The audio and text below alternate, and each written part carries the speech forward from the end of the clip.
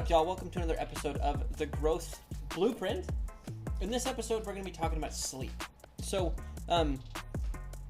this is part of our Core 4 series where we talk about the four kind of core pillars of health and fitness, of weight loss, of, optimizing your human physiology to function the best. If you haven't seen those episodes, you don't know what I'm talking about, go back and listen to the Core 4 intro podcast. It's a couple episodes before this to kind of catch yourself up. So this is going to be the deep dive into the core of sleep. Okay, and so I want to start this off by kind of talking about the biological roots of sleep. And this really summarized it quite well. And so I'm going to read this and then we're going to discuss it a little bit. But sleep is a fundamental biological process found across almost all animals, from simple organisms like jellyfish to humans. Its roots are ancient and deeply conserved, involving both genetic and physiological mechanisms that regulate brain and body function. Sleep or sleep-like states are present in nearly all animals, including those without complex brains, suggesting that sleep evolved very early in animal evolution and serves essential functions beyond higher cognition. While the expression of sleep varies, different brain regions, different responsiveness, different sleep structure and architecture, which we will talk about here in a second, the core features, reduced movement, decreased responsiveness, and homeostatic regulation are widely shared. And so even animals with simple nervous systems like jellyfish and worms show sleep-like states, showing just how deeply ingrained sleep is in life on this planet, right? That's kind of the purpose of these core four is, the core four has a lot less to do with us as humans and a lot more to do with us as a part of this world with a lot of the same systems and functionality that a lot of life on this planet has. That's why why I believe that we should be paying a lot closer attention to our sleep. And that's the whole point of this podcast, is to teach you what it is, how to do it well, and what you're going to gain from investing in your sleep. So, sleep likely originated to support basic cellular and metabolic maintenance, not just for higher brain functioning. This includes energy restoration, waste removal, and macromolecular biosynthesis, or the process of making small molecules. Our body is constantly making lots of small molecules. Hormones are small molecules that our body makes, and sleep is important for hormonal function, which we will also talk about here in a second. But that is a pretty good summary of the biological roots of sleep. It's conserved across almost every animal in the animal kingdom, from jellyfish and worms to whales and dolphins, to fish, to birds, to reptiles and amphibians, and us, mammals and us, right? We all know mammals sleep, but all of these things sleep.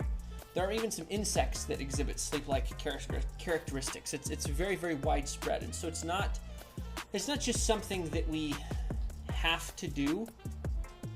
It's something that we need to do to function most optimally. And so, getting into what constitutes good sleep. Okay, there's two things that we're really concerned about. We're concerned about sleep quality, and we're concerned about sleep duration. And so, sleep duration kind of makes sense. It's how long you're asleep. And then sleep quality refers to if you are progressing through sleep architecture correctly. And so what is sleep architecture? So sleep architecture is the term that describes kind of what happens when we fall asleep. And so sleep is not really, it's not kind of like a switch. It's not a binary thing where you're just awake or asleep. There are actually these things called sleep stages and sleep cycles. Many of you may have heard of sleep cycles, and all of you have heard of at least one sleep stage, which is REM sleep, rapid eye movement sleep. This is an example of a sleep stage. And so when we fall asleep, what happens is we rapidly progress through the sleep stages, starting from REM. And so we start to fall asleep, we're falling asleep, we fall asleep, and we go from REM very quickly down stage 1, stage 2, stage 3, and then to stage 4, which is deep sleep. Okay, and so there's these 5 sleep stages, including our REM sleep, all right? And we have REM and non-REM sleep stages. And so rapid eye movement is its own thing. And rapid eye movement, the actual, it's called rapid eye movement sleep because your eyes are moving all over the place, even though you're asleep. That stops when you start to descend into deeper sleep. Now, a sleep cycle, we don't just fall asleep and then go to the bottom and then stay there. Okay, what happens is we fall asleep and we drop into deep sleep, and then we're in deep sleep for a little while, and then we come back up to REM sleep, and then we drop back down into deep sleep, and we keep going up and down throughout the night. Every time we go up and down and back up again, this is called a sleep cycle. Okay, and so sleep stages and sleep cycles. One more thing to kind of cover here is we get most of our deep sleep in the first half of the night, and we get most of our REM sleep in the second half of the night. And the way that that's accomplished is in the beginning half of the night, we don't spend a lot of time in non-REM. We just kind of glaze over non-REM and go to our deep sleep. And we get more time is spent in deep sleep in the earlier hours of the night than in REM sleep. And as we sleep for longer, the longer we're asleep, the more time we start to spend in REM sleep. And so oftentimes, you probably remember your dreams roughly around the time that you wake up. Most of us can remember an experience where we wake up and remember a dream, or we were dreaming right before we woke up to our alarm or something like that. And that's because we've been spending more time towards that second half of the night in REM sleep versus in deep sleep in the first half of the night. So when we're talking about sleep quality and sleep duration, duration, obviously we're talking about the amount of time that we spend asleep. And then sleep quality is talking about how is the sleep architecture arranged in our own personal sleep, right? So is it normal? Are we dropping into deep sleep in the first half of the night more and spending more time in deep sleep? And are we spending more time in REM sleep in the second half of the night? Are we cycling like we're supposed to be cycling? That's really what we're talking about when we're talking about sleep quality, and sleep duration. I didn't sleep very good last night. But that's what we're concerned about when we're talking about trying to sleep better, is those couple of things. And sleep is something that is very kind of specific to you. And so there's not unlike macros, right? I can make a pretty general macro recommendation that covers and works pretty well for like a lot of people.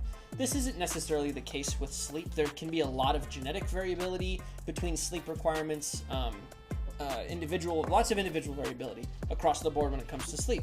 But when we get to the actually how do we sleep better process, right? It's sleep, again, it's not like a binary thing where it's like on or off, good or bad. Okay, it's a continuum, it's a spectrum, right? It's not am I or am I not sleeping well. It's how well am I sleeping? How well are you sleeping, right? And so when we're talking about the how to actually sleep better, it's not necessarily going to be aimed at specific outcomes like be asleep for 8 hours, that kind of thing. It's more about just improving the quality of your sleep and the duration of your sleep, if that happens to be what your body needs from sleep. And so I guess what I'm trying to say is when we get to the how to sleep better and talking about the practical application of these things, it's just meant to help you optimize it, whatever optimized looks like for you. And again, that's also why it can kind of be helpful to sometimes work with a coach that's done this before, because you may have no idea where to even start, what's going on, what improved sleep is, how to measure it, things like that. But anyway, next I wanted to talk about sleep and cortisol, because again, with these core four, the good thing about core 4 is that they're very simple to fix. It's not complicated. But the bad part about core 4 is they're almost always bi-directional. And so when we're talking about cortisol and sleep, they have this bi-directional relationship where even one night of bad sleep or even mild sleep restriction can raise your cortisol by 30 to 45% the next day. I mean, just immediately, just bang, all of a sudden, instantaneously, cortisol's up. And it's going to mess with your actual adrenal response that you're supposed to have, the way cortisol's supposed to flow. It's supposed to peak in the morning, drop in the evening. It can screw all of that up, and it can be high in the evenings, and it doesn't peak real well, and it doesn't decline as quickly as it's supposed to. And part of the problem is that higher levels of evening cortisol make it harder to fall asleep. And poor sleep makes your cortisol worse. And so you have this bidirectional relationship where if you sleep worse, your cortisol gets worse. And if your cortisol gets worse, you sleep worse. And so you get this vicious cycle going on. And that's part of why this sucks. And that's why this is tough. And all of these core four are tough because of these bidirectional relationships. But the silver lining is that it is a bidirectional relationship. So if you start to work on one, the other will follow. Now, don't misunderstand me. You do not fix your cortisol and then fix your sleep. Okay? Fixing your sleep is part of fixing your cortisol. All right, and we're going to talk about how to fix your sleep here in a second. But I want you to understand this bidirectional relationship that we have going on here. And if you're not entirely sure what cortisol does, I also have multiple episodes detailing that because cortisol is running rampant on the internet right now, and educating people on that is important because if you don't actually know what it is and how it functions, how can you hope to improve it in your life? So go listen to those if you don't know what cortisol is or how cortisol works. So now kind of moving on to talk about sleep and weight loss, the bigger picture, right? If you're concerned about your sleep and your cortisol, it's probably because that you're concerned about your overall weight loss, because cortisol is being blamed for a lot of weight loss problems on the interwebs currently. And so when it comes to sleep and weight loss, sleep restriction seems to have a really negative impact on your hunger and satiety hormones. And so your hunger and satiety hormones are also closely linked to cortisol, because increases in cortisol are also linked to problems with hunger and satiety hormones, and so is sleep, independent of the cortisol. And so when our sleep gets messed up, our cortisol gets messed up, and when our cortisol gets messed up and our sleep is messed up, our hunger and satiety hormones also get messed up. If we remember back to the beginning where I said macromolecular biosynthesis, that's what we're talking about, right? Our body's production of small molecules goes kind of two sheets to the wind when our sleep sucks. You know, all of these hormones, these macromolecules, that's what they are, these kind of larger molecules that our body synthesizes, two sheets to the wind, it's out the window, it turns into a mess. And when this happens, you're going to eat more, even on just a subconscious level. You're not going to feel as well. It's going to increase your risk for a whole bunch of different things. Sleep is more important than you understand. And that's, again, the whole point of this podcast, is to kind of get that across to you. But again, if we think about just the impact that sleep has on cortisol, right? One night of bad sleep or sleep restriction can screw with the level of hormone in your body by up to 45%. That's bananas. 45% is a lot. Imagine if you lost 45% more weight for 30 days, right? Like, that's a lot. 45% is a lot. That's an incredibly large number when it comes to physiology and impacts of things on your physiology. And there's this really interesting study. There's a study design. Okay, and so I want to talk about this thing that they'll do called a metabolic ward. And so what a metabolic ward is it's kind of like a hotel.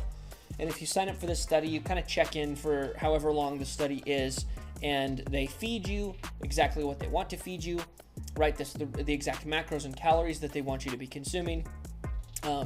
You sleep on site. They control the amount of oxygen in your room. They control the amount of activity that you're doing. They're measuring your heart rate. They're measuring your body temperature. They're measuring the amount of oxygen that you're breathing in, the amount of CO2 that you're breathing out. They're measuring absolutely everything that they possibly can to understand how your metabolism functions under different circumstances. Okay, it's kind of like the pinnacle of the way to study the metabolism is using a metabolic ward. Well, in this particular study, they took people and they put them in a metabolic ward, and they calculated their people's basal or their total daily energy expenditure, and the only way to really accurately do this, to break a common myth on the internet, your trackers are shit. They do not accurately represent the amount of calories that you're burning at all. The calculators online are also shit. They also do not accurately report the amount of calories that you're burning throughout a day. The only way to accurately measure it is to measure how much fuel you're burning. And so that's why they're measuring oxygen and carbon dioxide as you do different things, because oxygen is part of the fuel that we intake to burn and turn into energy, and carbon dioxide is the exhaust that we breathe out. So if they can measure the number of oxygen molecules coming in and the number of CO2 molecules coming out, they can calculate exactly how many calories are being burned through the chemistry and the chemical understanding of that process. Your little side quest here, your metabolism is literally conducting combustion on a tiny molecular level. The same chemical process that happens when you burn anything, right? When you light a piece of wood on fire, it's being oxidized, right? We've all heard about oxygen being an oxidizer, right? That's why we breathe it in, so that on a tiny molecular scale, we can perform combustion and oxidize fuels and turn them into energy. It's the same thing that our bodies do. It's the same thing that your car does. It's the same thing that happens when you start a fire. So side quest. Now, anyway, metabolic ward, they measure all of this stuff. And so what they did is they measured what people were burning, and then they put them in a calorie deficit. I don't remember the size of the calorie deficit.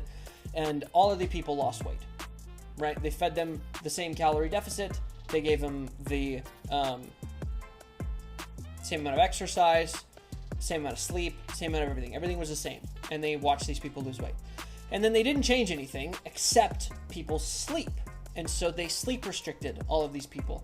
And what happened is it completely eliminated their weight loss, even under calorie controlled conditions. It eliminated their body's ability to lose weight. Not because they ate more, because the amount that they were eating was controlled, right? They were still in the same calorie deficit that had caused weight loss prior, but for some reason, sleep restriction caused them to cease to be in a calorie deficit and prevented them from being able to lose weight simply by just screwing around with their sleep. So, if you want to lose weight, sleep is important. And I got to kind of witness this firsthand with a client of mine who was, she'd already lost a whole bunch of weight. She'd lost like 70 pounds. It was amazing. And we were really stuck at a particular weight, and we had been doing lots of work with her nutrition, lots of work with her exercise. We were pretty dialed in. I could tell her to hit a calorie number and hit a protein number, and she could pretty much do it. And she was doing the amount of activity that I wanted her to be doing, but she was very stuck. And she's a teacher, and she went on Christmas vacation, and so she had 2 weeks off, and she started to lose weight.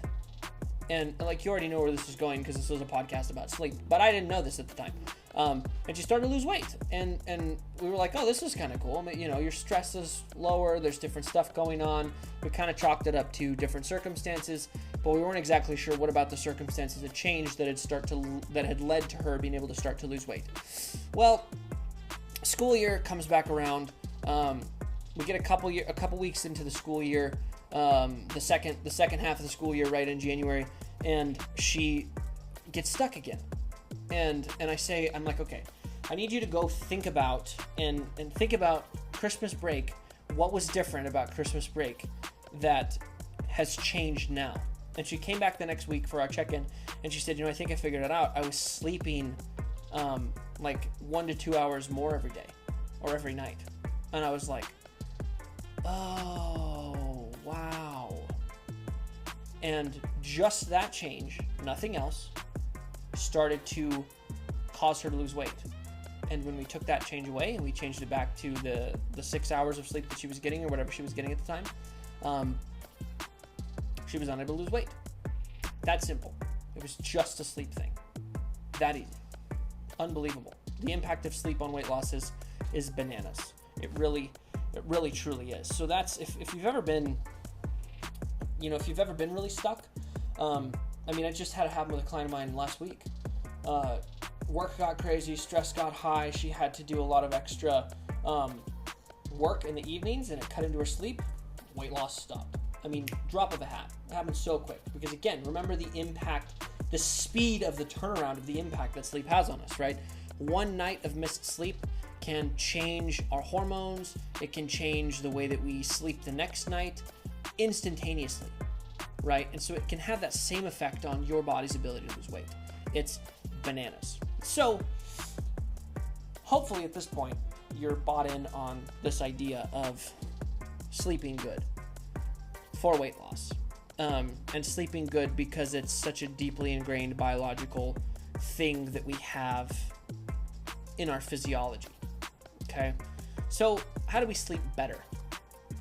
Well, like a lot of the core 4 things, I'm going to use the hunter-gatherer kind of frame of reference for this as well, because it's another frame of reference that works pretty well for this razor. It's a good razor. It's a good decision-making framework for how do I want to improve this thing, look at it through the hunter-gatherer lens, and try to do those things, and it'll probably get better. So the hunter-gatherer lens is this idea that our physiology hasn't really changed a whole lot since hunter-gatherer times, right? We still have 2 arms, 2 legs, 10 fingers and toes, 2 eyes, 2 ears, a nose, a mouth, a brain, a heart, lungs, a butthole, 2 butt cheeks. Like, we're basically the same. The world around us has changed a lot, but the way our bodies function pretty much hasn't changed since that time. And so, what was sleep like back then? And so, keeping that in your mind, I'm going to just run through kind of the list of things that we can do to sleep better. And so there's this idea of sleep hygiene. Okay, and sleep hygiene is the things that we do that set us up to have a successful night of sleep. Okay, and so the first is a consistent bedtime routine, right? If you think back to hunter-gatherer times, you know, they pretty much went to bed at the same time, you know, when the sun went down. Sun went down, it's bedtime. You know, it might be time to clean up a little bit, and then it's bedtime, right? They also woke up at roughly the same time when the sun starts to come up, right? And so they were very consistent with their sleep and their wake times all the time. Not Monday through Friday, but Sunday to Sunday, right? Every single day. They kind of had the same sleep and wake schedule. That's the first thing that we can do to sleep better. Having a bedtime routine. And so our brain likes to know what's coming next, and that's why it forms habits, so that it can predict and know what happens after the initial thing that triggers it. And so having a bedtime routine can be something that's very helpful. Maybe that's shower, teeth, bed. That happens to be mine. Mine is shower, teeth, bed. And my brain, right, I'm actually working on my sleep right now. I've kind of gotten into a bad sleep routine with the travel that I've been doing. So I'm working on this too. You're not alone, don't worry. But shower, teeth, bed. So that my brain knows that once this series of things starts to happen, then the next thing coming is sleep. So that my brain can start to expect that that's what happens next. And that's going to help you sleep better as well. When it comes to sleep hygiene as well, something else that we want to do is limit our amount of light prior to bed. Part of this is because of something called melatonin, which I'm sure you're familiar with. Melatonin is kind of the opposite of cortisol. They do very different things. Melatonin is responsible for the sleeping part of our circadian rhythm. Cortisol is actually responsible for the waking up part of our circadian rhythm, among other things, but those are 2 major players in the game for those. And light exposure, right, whether that's outside, whether it's your screen right in front of your face, whether it's the TV, those kinds of things are going to delay the release and mess with the release of melatonin, thereby kind of screwing around with your circadian rhythm and messing with what your body has been designed to do, which is to go to sleep when it gets dark outside. And I understand that that's not necessarily feasible all the time. I get it. I'm not saying that you have to go to sleep when the sun sets and get up when the sun rises, right? But that's what our bodies were designed to do. And so understanding and being able to bring that principle forward so that we can treat our body like the system that it is going to be helpful in helping us sleep better. Something else that we can do for our sleep hygiene to sleep better is to keep our bedrooms cool. And so to actually fall asleep, our core body temperature has to drop by a couple of degrees before we actually drift off into our sleeping state. And if your bedroom is too warm, your body is not going to be able to effectively reduce its core body temperature very well, and you're going to struggle to sleep. That's one of the best hacks that, for a lot of people, myself included, works insanely well. Is just get your bedroom a little bit cooler. And oftentimes your sleep quality will improve, especially if you have a hard time getting to sleep. The last is to create a sleep-friendly environment. And this is the one where people really get up in arms about it. But I don't really give a shit because I'm a physiologist and this is just how you sleep better. And if you can't do this for the sake of your weight loss, then you're kind of a pansy. So that's probably going to upset some people, but whatever. Kind of not nice. That wasn't very nice, but I love you. It's fine. Anyway, this whole sleep-friendly environment thing. I took a class in college called Things Go Bump in the Night, which doesn't tell you anything about the class, but it was basically sleep in the central nervous system. And so it was a class all about sleep in the central nervous system. We learned about how our nervous system sleeps, what sleep actually is. That's where I learned all this stuff that I'm kind of teaching right now. And as far as a sleep-friendly environment, another one of the big heavy movers is to keep your bedroom only for sleep and sex. Okay, nothing else. Don't have a TV in there. Don't read in there. Don't be on your phone in there. Make it only for sleep and sex. And again, this kind of goes back to the whole kind of idea of our brain and cues and habits and all that kind of stuff. If you have all of this other stuff that can occur in your bedroom, right, your brain's not going to necessarily expect to go to sleep when you're in your bedroom because you haven't taught it that that's what happens. You've taught it that there could be like 6 things that happen instead of 1 or 2. And so creating an environment that's sleep friendly, that's temperature, that's get the screens out of there, use your bedroom only for sleep and for sex.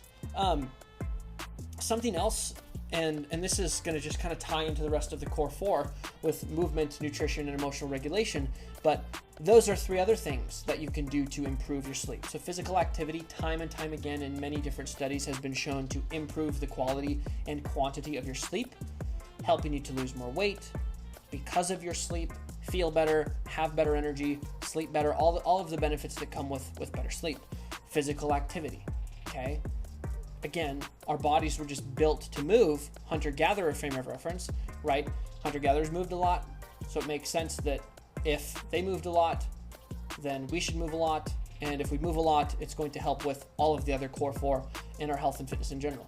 And that happens to be the case, as it is with nutrition, right? And so eating the way that we're supposed to be eating, right? Adequate amounts of calories, adequate macro distributions, right? Adequate amounts of micronutrients, fiber, all of those kinds of things is going to help and hinder our sleep. And then mindfulness, emotional regulation, stuff like that, right? It's so easy to just be tuned TF up all the time, 24/7, right? Especially if you spend time on your phone in the evenings, right? It's pretty easy to just be tuned up all the time. And so in what world does it make sense that you'd be able to go to sleep well if you're tuned up and firing on all cylinders when you're trying to go to sleep?